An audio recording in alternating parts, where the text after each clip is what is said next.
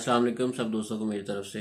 आज का जो मेरा टॉपिक है वो पिजन पॉक्स के ऊपर है और इसके ऊपर मैं डिटेल से बात करूंगा ये किस वजह से होता है और किन किन वजूहात की बिना पर ये बढ़ता है, फैलता है और कंट्रोल में नहीं आता, और हमारी ऐसी कौन कौन सी गलतियां हैं जिसकी वजह से हमारे खुडों में पिजन पॉक्स का मसला आता है। ठीक है, सबसे पहले ये बताना चाहूँगा कि पिजन पॉक्स ये एक वायरल डिसीज़ है।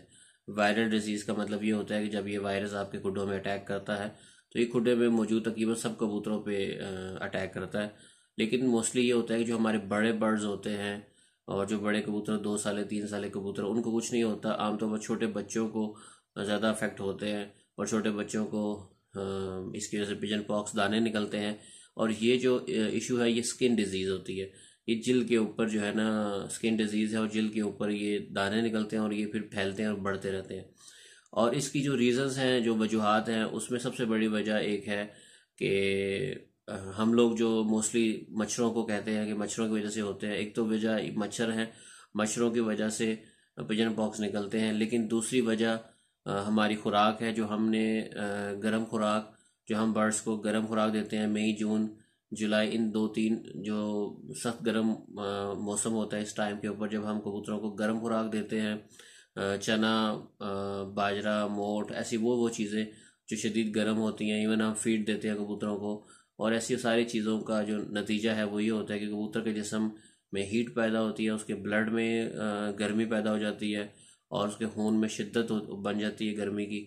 और जिसका नतीजा ये होता है कि आगे जाके जैसे ही अप्रैल और मई का महीना स्टार्ट होता है, पिजन पॉक्स सीजन स्टार्ट होता है, तो आपका बर्ड्स पहले से ही उसके ब्लड में गर्मी होती है और उसकी वजह से क्या होता है कि उसे हम इन दानों को गर्मी दाने भी कहते हैं। ठीक है, तो जैसी गर्मी बढ़ती है तो कबूतरों के चेहरों से, टांगों से और दुमों से ना वो दाने निकल आते हैं बैक साइड के ऊपर भी, और जो गर्मी की शिद्दत उनकी जिस्म से बाहर निकलती है। ठीक है, तो ये निकल आना एक हिसाब से ठीक होता है कि कचरा और गंद निकल आता है। लेकिन नुकसान ये होता है कि जब पिजन पॉक्स निकलता है तो हमारा बर्ड्स अक्सर जो है ना तकरीबन 80% बर्ड्स सरवाइव नहीं करते और वो इस दानों की वजह से मर जाते हैं।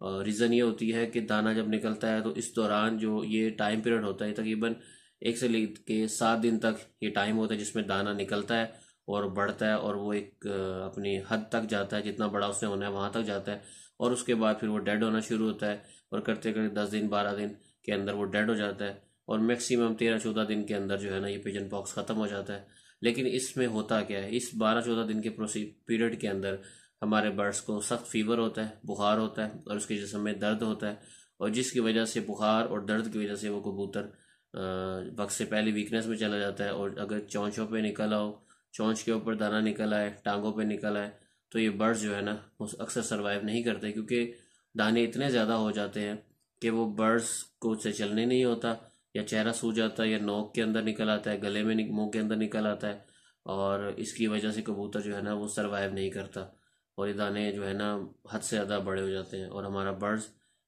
सरवाइव नहीं करता। तो ये पिजन पॉक्स है।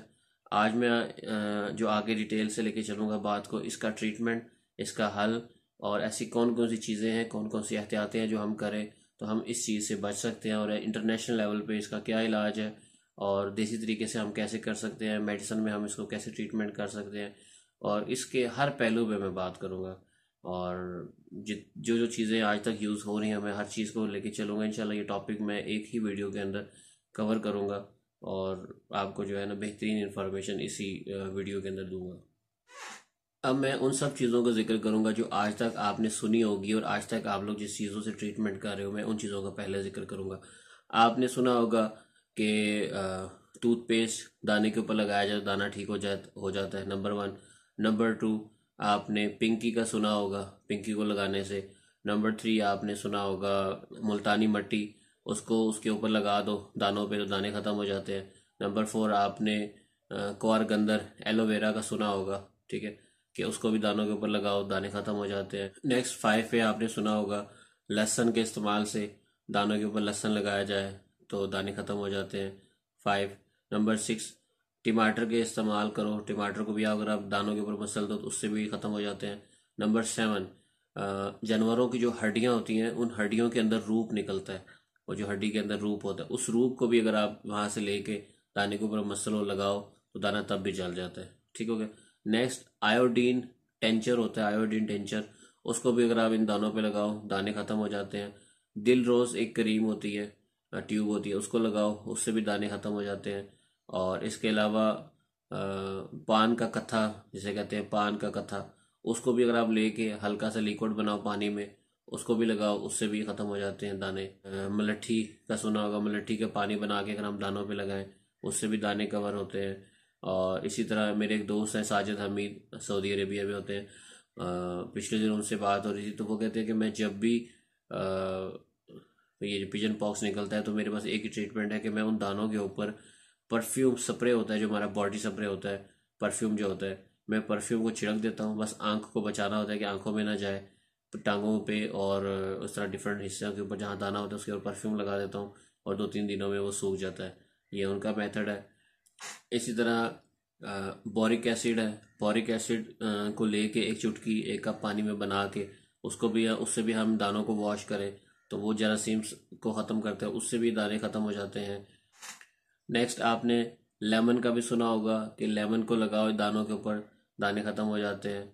और पेंसिलिन इंजेक्शन होता है, उसका पाउडर भी अगर हम इन दानों के ऊपर लगाएं, उससे भी दाने ख़त्म हो जाते हैं। तो ये वो सारी चीज़ें हैं जो आज तक आपने सुनी है और आज तक आप इन चीज़ों को करते आ रहे हो। और बहुत से ऐसे लोग होंगे जो इनमें से कोई एक आइटम इस्तेमाल करते हैं और वो इस चीज़ पे सेटिस्फाई हैं कि इस चीज़ से हमारा मसला हल हो रहा है। ठीक है।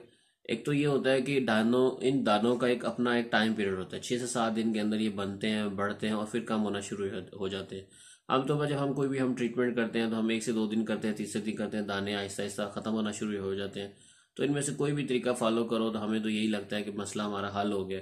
लेकिन इस मसले को समझना चाहिए, इस चीज़ को हैंडल वही लोग कर सकते हैं जिनको पता होगा ये कैसे होता है और इसको कैसे ठीक करना है और इसका ट्रीटमेंट क्या है। और जो ट्रीटमेंट आप आज तक करते आ रहे हो उसमें टाइम भी लगता है। तो इंशाल्लाह जो चीज़ें मैं आज बताऊंगा आपको, मैं आपको 2 से 3 तरह के डिफरेंट मेडिकल भी और हिकमत के भी और ऐसी चीज़ें बताऊंगा जिनसे हमारा ये मसला जो है ना वो हल हो जाएगा, और इंशाल्लाह हमें कम से कम नुकसान होगा और हमारे बर्ड्स अपने पाँव पे जल्दी ठीक होंगे। और आपको नज़र आएगा कि हम ये दानों को हमने कैसे रोकना है। इंशाल्लाह नेक्स्ट मेथड में मैं वो बता रहा हूँ। अब हम पिजन पॉक्स के ट्रीटमेंट की तरफ जाते हैं। तो नंबर 1 मैं वो ट्रीटमेंट बताऊंगा जो जो अलामतें इस टाइम पे कबूतर के जिस्म के अंदर होती हैं। नंबर 1, जब पिजन पॉक्स अटैक करता है तो बेसिकली वो डायरेक्टली कन्वर्ट हो जाता है कंकर के अंदर। ठीक है, पिजन कंकर के अंदर कन्वर्ट हो जाता है।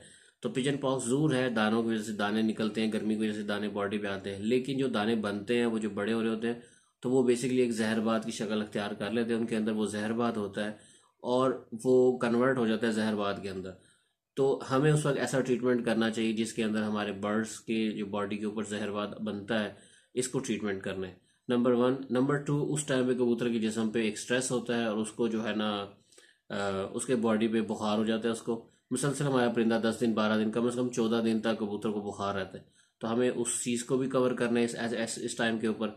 नंबर 3, दानों को खुश्क करने के लिए, ड्राई करने के लिए, ठीक है, हमें एक वो चीज़ को भी ऐड करना है। ठीक है, उसके लिए मैं सेफ्ट्रान का इस्तेमाल करूँगा।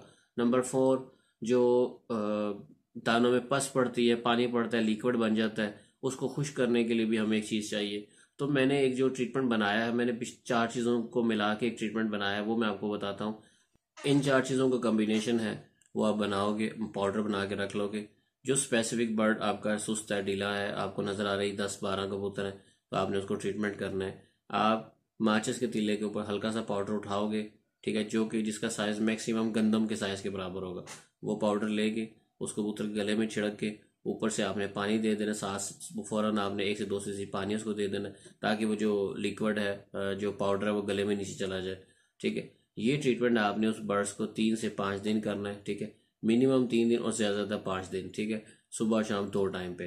तो इंशाल्लाह ये 3 से 5 दिन के अंदर जितने दाने हैं वो खुश्क हो जाएंगे, जो जहरबाद बन रहा है और बॉडी पे फैलना शुरू हो रहा है, फैलने का अमल रुक जाएगा और इस दौरान बुखार भी ख़त्म हो जाएगा। और क्या होगा, आपके बर्ड्स के बॉडी पे जो इस चीज़ का जो असर था, जो उसकी स्किन में इन्फेक्शन हो गया और बढ़ना शुरू हो रहा है, ये इंशाल्लाह इन 5 दिन के अंदर कंट्रोल में आ जाएगा। जैसे ही आपको बर्ड्स नज़र आए, उसको जहरबाद के 1 दाना या 2 दाना निकल आए, तो आपने वहीं से ट्रीटमेंट स्टार्ट करना है। इस चीज़ का इंतजार नहीं करना कि खुल के बाहर आए। बस जैसे ही आपको एक बर्ड्स के बॉडी पे एक सिंपल दाना भी नज़र आए, आपने वहीं पे ट्रीटमेंट स्टार्ट कर देना। इंशाल्लाह इन 3 दिन या 5 दिन में आपका बर्ड्स जो है ना वो बिल्कुल कवर हो जाएगा और उसका इशू बढ़ेगा नहीं, कंट्रोल में आ जाएगा। नंबर 2 जो आपको मैं ट्रीटमेंट बताऊंगा, ये बेस्ट ट्रीटमेंट है इस दौरान जब आपके बर्ड्स हीट अप हो चुके हैं, जब आपके बर्ड्स के जिस्मों से दाने निकल रहे हैं और वो कबूतरों की हालतें ख़राब हो रही हैं और आपको नज़र आ रहा है कि 20 से 25 कबूतर डिफेक्ट हो रहे हैं, अफेक्टेड हो रहे हैं, तो आप इन 15, 20, 25 कबूतरों को बेशक एक अलहदा केज में शिफ्ट कर दो और वहाँ पे ट्रीटमेंट करो। ट्रीटमेंट में एक बेस्ट चीज़ है जो मैं आपको बताऊंगा, क्योंकि जो मैंने दूसरी बात की थी कि हमारे बर्ड्स के जिस्मों में जो दाने निकलते हैं उसकी एक रीज़न वो गर्म दाना, वो गर्म खुराक, वो गर्म चीज़ें जो हम लोग अक्सर दाना में मिक्स करके देते हैं, जैसे हम फीड मिक्स करके देते हैं, मुर्गियों की फीड होती है वो गर्म होती है, इसी तरह जो चने और ये वो सारी गर्म खुराक, गर्म दाना, दालें शाले जो हम मिक्स करके हम दाना बनाते हैं, ये दाना बहुत हीट अप होता है। और जब मई जून आता है और शदीद गर्मी होती है तो हीट अप दाना खाने से कबूतर की जिस्मों से हीट निकलती है और वो दानों की सूरत में उनके चेहरों से, टांगों से बाहर आती है। तो आपको हीट को कंट्रोल करना है और नेचुरल तरीके से कंट्रोल करना है। तीसरा एक और चीज़ मैं आपको बता दूं, इस दौरान आप क्या कर सकते हो, आप वो 15-20 बर्ड्स अगर आपको नज़र आते हैं उनको साइड पे कर लो, ठीक है। अंदर से आपने उसको प्योरीफाई करना है। तो उसका एक मेथड ये है कि आपने ओनाब ले लेने हैं, ठीक है। ओनाब की पिक्चर में दिखा दूंगा। ओनाब को आपने लेके और वो इन कबूतरों को इस्तेमाल करना है। अब ओनाब का फ़ायदा मैं आपको बता दूं, नंबर 1 ये खून को साफ़ करता है। नंबर 2 खून के जोश को कम करता है। जोश मतलब जो खून में गर्मी पड़ रही होती है, शदीद बॉडी में गर्मी, खून की गर्मी, वो ख़त्म करता है। नंबर 3 ये तस्कीन पहुंचाता है, ठीक है, बॉडी को मतलब ठंडक की तरफ लेके जाता है। नंबर 4 चीचक जो दाने हैं, स्पेशली जो दाने, इन दानों को ख़त्म करता है। नंबर 5 नज़ला, जुकाम, खांसी, ये जो 5-7 आइटम्स हैं, ये 5-7 चीज़ों, इन चीज़ों पे ये कंट्रोल करता है। ओनाब, सिंपल ओनाब आप लेके, आप अगर फ़र्ज़ 20 से 25 कबूतर है, आप 4 से 5 ओनाब लेके तो या तो इनके पीने के पानी में डाल दो या एक रात पहले जो पानी होगा उसमें 1-1.5 लीटर बोतल में वो पानी भिगो दो और तकरीबन 12-15 घंटे पड़ा रहे। उसके बाद इसको आप अच्छे तरीके से हाथ से मल के इसका असर उसमें से निकल आएगा। तो फिर आप ये वाला पानी इन कबूतरों को दो। 3 से 5 दिन आपने इन कबूतरों को पानी देना है। बेशक सुबह शाम दो या सिर्फ एक टाइम भी दो तब भी ठीक है। तो इंशाल्लाह इन 5 दिनों के अंदर अंदर इन कबूतरों के अंदर से हीट है वो कंट्रोल में आ जाएगी और जहरबाज जो है वो अगर बनना शुरू हो रहे हैं तो इंशाल्लाह नहीं बनेंगे, ठीक है, बनने से पहले कंट्रोल में आ जाएंगे। और नंबर 2 अगर वो बन चुके हैं तो वो ताकत नहीं पकड़ेंगे, वो कंट्रोल में रहेंगे और थोड़े होके ख़त्म हो जाएंगे। नंबर 3 अगर आप अपने कबूतरों को इस शदीद गर्मी के तासर में, जब आपको नज़र आ रहा है गर्मी हीट अप है और कबूतरों के जिस्मों से दाने निकलने हैं, ठीक है, बड़ों को तो बेशक छोड़ दे, बड़े कबूतरों को आमतौर पर नहीं होता उनको, लेकिन जो बच्चे हैं स्पेशली आप बच्चों को 3 से 5 दिन ऑटोमेटिकली दाने निकले या नहीं निकले आप उनको पानी बना के इसका दे दो। अगर आपके पास टाइम है आप दे दो या ब्रीडर्स कबूतरों को ये पानी पिला दो 3 दिन या 5 दिन। इंशाल्लाह इसका रिजल्ट ये निकलेगा कि आपके उस सीज़न के अंदर पिजन पॉक्स आपके बर्ड्स को नहीं होगा।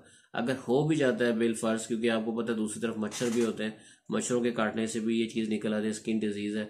जब मच्छर काटता है एक से दूसरे में तो मच्छरों की वजह से बढ़ता भी है, फैलता भी है और ये निकलता भी है। अगर फिर भी निकलेगा, जब आपने बॉडी के अंदर एक ऐसा काम फंक्शन डाला है बर्ड्स के जिस्म के अंदर कि बर्ड्स की हीट को कंट्रोल कर रहे हो, इंशाल्लाह ये पिजन पॉक्स शिद्दत नहीं पकड़ेगा और ये जोर में नहीं आएगा। दूसरा तरीका जो मैं इसी के साथ आपको बताऊंगा साफ़ी है और आप उसको भी इस्तेमाल कर सकते हो। 10 ml 1 लीटर पानी में डाल के आप 3 से 5 दिन कबूतरों को दो इसी टाइम के पीरियड के अंदर, तो इंशाल्लाह आपके बर्ड्स के अंदर जो है वो पिजन पॉक्स डिवेल्प नहीं होगा। अगर डिवेल्प होगा तो कंट्रोल में आ जाएगा, क्योंकि ब्लड को आपने प्योरीफाई किया, ब्लड को साफ़ किया, ब्लड की गर्मी को कंट्रोल किया, तो इंशाल्लाह आपके बर्ड्स में पिजन पॉक्स नहीं होगा। आप ये दोनों चीज़ें एक साथ भी इस्तेमाल कर सकते हो। अगर आप 5 ml साफ़ी को यूज़ कर लो और उसके साथ बाकी जो ये पानी आपने उनाब का बनाया था दोनों को मिक्स करके इस्तेमाल कर लो, ठीक है, तो ये दोनों मिक्स होगा तब भी बेहतरीन रिजल्ट है। 3 से 5 दिन सख्त गर्मी के अंदर जब आपको लगता है कि पिजन पॉक्स स्टार्ट हो गया तो आप अपने ब्रीडर्स को दे सकते हो, ठीक है, सबको भी ब्रीडर्स को पिला सकते हो या सिर्फ स्पेसिफिक उन बच्चों को जिनको इशू है उनको भी दे सकते हो। तो ये दूसरा मेथड है जो देसी तरीके से पिजन पॉक्स को हल करने का। एक और मेथड है, नंबर 3 तरीका है पिजन पॉक्स को हल करने का, और अगर दाने निकल हैं तो ये मेरा ट्रीटमेंट है और मैं यही करता हूँ और मैं इसी तरीके से अपने कबूतरों को कंट्रोल में करता हूँ। वो मैं आपको बता देता हूँ। वो तरीकाकार क्या है कि उसके अंदर मैं क्या करता हूँ कि मैं जब पिजन पॉक्स अगर दाने निकल आते हैं, जैसे ही कबूतरों के जिस्मों में दाने निकलते हैं और वो अभी ताकत नहीं पकड़ते तो वो आगाज़ में होते हैं, तो मैं उनको पेंचर कर देता हूँ, ठीक है। चाहे आप किसी तिनके के साथ चाहे आप किसी सुई के साथ, चाहे किसी भी चीज़ के साथ, यानी जरासीमों से साफ हो, पाक हो, उससे आप उन दानों को, जहाँ जहाँ वो दाने हैं, आप उनको पेंचर कर दो।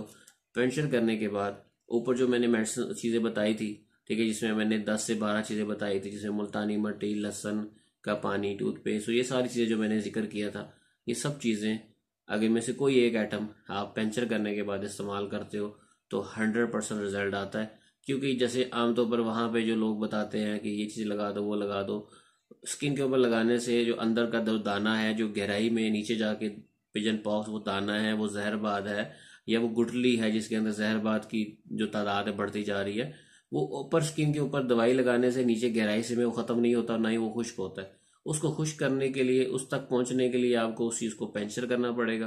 पेंचर करके वहां पे दवाई पहुंचाओगे, जब दवाई वहां पहुंच जाएगी तो इंशाल्लाह वो फ़ौरन सूख जाएगा, ड्राई हो जाएगा और वो हल हो जाएगा। ठीक है, मेरा ये मेथड है। दिखने में आपको बुरा लगेगा कि आप बर्ड्स को तकलीफ दे रहे हो, बर्ड्स को ऐसे उसके दानों को छेड़छाड़ी कर रहे हो, आपको दिखेगा ज़रूर, लेकिन कभी कभी कोई दर्द, कोई चीज़ें किसी बेहतरी के लिए भी होती हैं और उसका जो है ना नतीजा अच्छा होता है।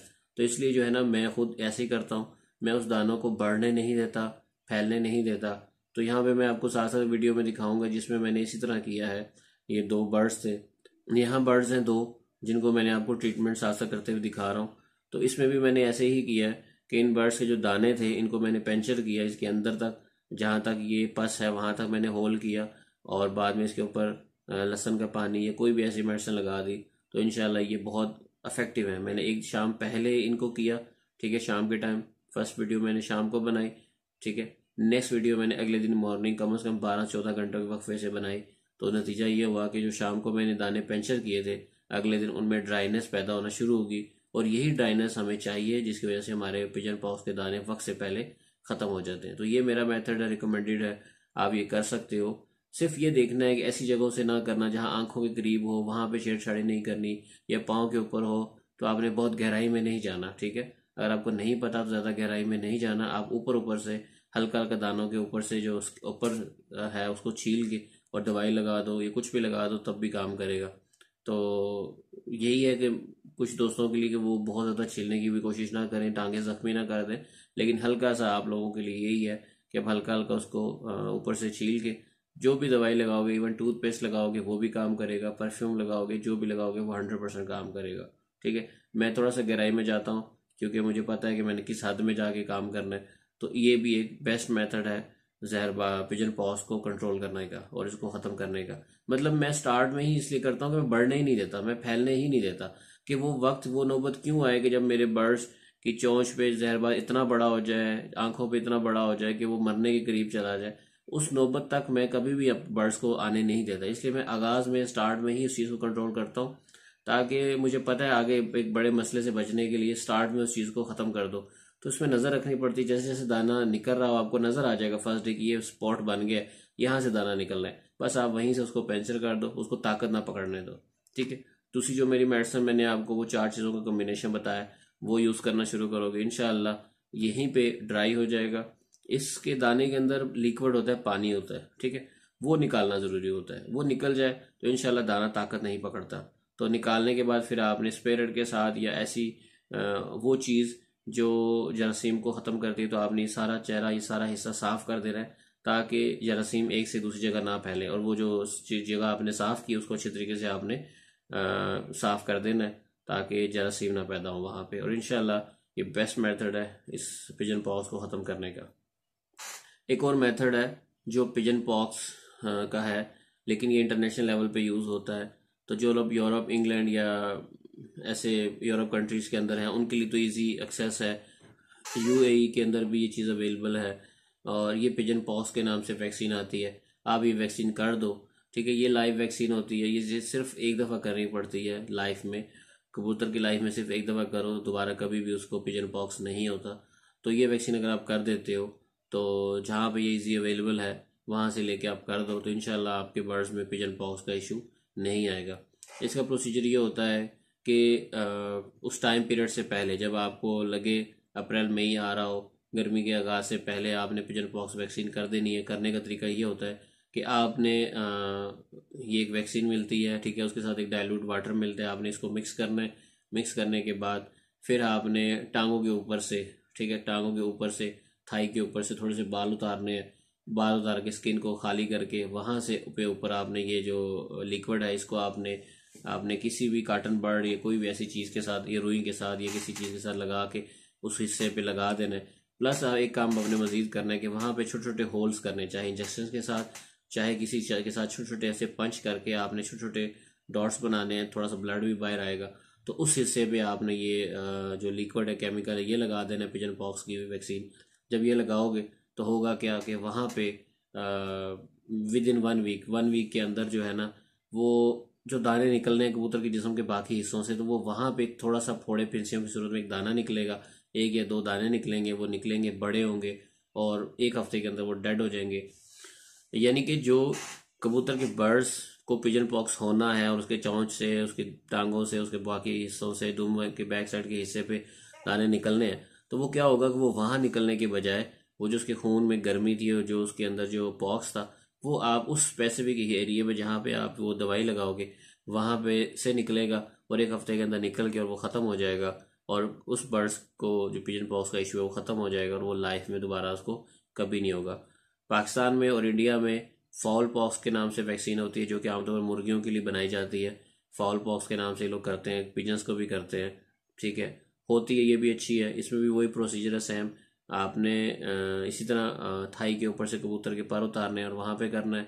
और अगर आपने फाउल पॉक्स की वैक्सीन मुर्गियों को करनी है तो उनके बाजू के नीचे से आपने थोड़ा सा पर उतार के और जो जहाँ गोश्त होता है वहाँ पे हल्का सा पेंचर करके, होल करके, हल्का हल्का, मतलब आपने छोटे छोटे सुई से सुराख करने हैं, या इसकी अपने डबल पिन लगी होती है उससे भी आप हल्का सा होल करके ये वैक्सीन वहाँ लगा दो, तो वहाँ पे दाना निकलेगा, हफ्ते के अंदर अंदर वो ख़त्म हो जाएगा। तो ये पिजन पॉक्स की वैक्सीन है जो कि पूरी दुनिया में इस्तेमाल होती है।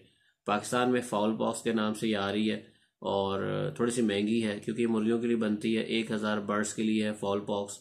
तो ये तकरीबन पाकिस्तानी रेट के मुताबिक इस टाइम पे यानी कि 1450 रुपये की आ रही है। और आज जो है ना वो मई है 2020, इसमें जो रेट है वो 1450 रुपये और 1,000 बर्ड्स के लिए वैक्सीन आती है। थोड़ा रेट ज़्यादा है लेकिन ये है कि ये फॉल पॉक्स के नाम से आती है। तो इसका तरीका भी सेम वही है। बनी ये मुर्गियों के लिए लेकिन आप कबूतरों को भी कर सकते हो। तो ये पॉक्स के लिए बनी हुई है और ये बेस्ट ट्रीटमेंट है। ये ट्रीटमेंट जो है ना पूरी दुनिया में इस्तेमाल होता है। और अगर आप ये वाला कर लो प्रोफेशनल तो आपके बर्ड्स को जो है ना पॉक्स नहीं बनेगा और आप इस मसले से निकल आओगे। आज का जो टॉपिक है जो मैंने डिस्कस किया वो पिजन पॉक्स के ऊपर है। थोड़ी सी वीडियो लंबी होगी, लेंथी होगी, डिटेल होगी, लेकिन ये सारी डिटेल आपको बताना ज़रूरी था। आपको पता होना चाहिए वो क्या रीज़न है, वो क्या इशू है जिसकी वजह से पॉक्स बनता है और उसको कैसे कैसे हम हैंडल कर सकते हैं। तो मैंने मैक्सिमम कोशिश की हर पहलू को, हर टॉपिक को, हर चीज़ को यहाँ डिस्कस करने की, ताकि जो शख्स मेरी ये वीडियो सिर्फ एक दफ़ा देखेगा उसका ये कंसेप्ट ठीक हो जाएगा कि ये मसला है, इस मसले से हमने कैसे निकलना है और किन किन चीज़ों को हमने एहतियात करनी है, किन चीज़ों से हमने बचना है। तो इंशाल्लाह जो है ना आपको फ़र्क महसूस होगा इस वीडियो को देखने के बाद। बहुत शुक्रिया सब दोस्तों को। अल्लाह हाफिज़।